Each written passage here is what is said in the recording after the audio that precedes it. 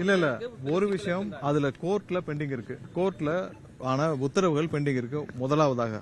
அடுத்ததாக இது திமுக வந்து ஒரு வாரமா ஆர்டர் போட்டு 3 நாட்களாக திமுக வந்து ஏன் வெயிட் பண்ணிட்டு இருந்தாங்க? வெயிட் பண்ணி ஒரு தரப்புல இருந்து கூட்டங்கள் அதிகமாகுது, எல்லாம் சட்டம் ஒழுங்கு சீர்கேட்ட வரைக்கும் அது 6 மணி வரைக்கும் ஏன் வெயிட் பண்ணாங்கன்னு தான் தெரியல. அடுத்ததா என்னன்னா திமுக தரப்பான அரசு வழக்கறிஞர் வந்து 6 மணி வரைக்கும் நாங்கள் எங்களுக்கு டைம் இருக்கு, நாங்கள் விளக்கை ஏற்றுவோம் சொல்லி ஒரு தவறான தகவலை கோர்ட்ல சொல்லியிருக்கிறார். இது போன்ற பல விஷயங்கள் நீதிமன்றத்தில் அவர்கள் தவறான வாதங்களை வைத்தது. ஏன்னா எதுக்காக ஒரு அரசு வழக்கறிஞர் திமுக அரசு வழக்கறிஞர் கோர்ட்ல ஏன்னா நீங்க ஒண்ணு இல்லன்னு சொல்லிருக்கணும், ஆமான்னு சொல்லிருக்கணும்.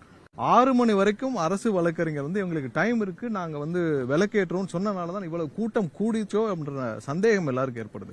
சோ தவறான தகவலை இந்த அரசே இப்படி ஒரு அசாதாரண சூழ்நிலை கிரியேட் பண்ணுச்சுன்னு தான் நாங்க நினைக்கிறோம். கண்டிப்பாக இதை வந்து அவர்கள் முன்னாடியே தடுத்து நிறுத்திருக்க முடியும். எப்பயுமே ஒரு பின்பற்றப்படுற ஒரு முறைகளை அவர்கள் எப்பவும் மாற்ற வேண்டிய அவசியம் கிடையாது. இதுல நீதிமன்றம் 3 நாட்கள்ல அவங்க வந்து நீதிமன்றத்தில் 3 நாட்கள் ஆணை பிறப்பிக்கப்படும் வச்சிருக்கு. நிறைய இடத்துல நீதிமன்றங்கள் மீது நாங்கள் எப்பயுமே வந்து நீதிமன்றத்தில் பெண்டிங் இருக்கப்போ இதை வந்து டிஸ்கஸ் பண்ண வேண்டாம் நினைச்சோம். ஆனால் இப்பவும் இதில் நீதிமன்றத்தில் இன்னும் பெண்டிங் இருக்கு, வரட்டும் அப்புறம் பேசிக்கலாம்.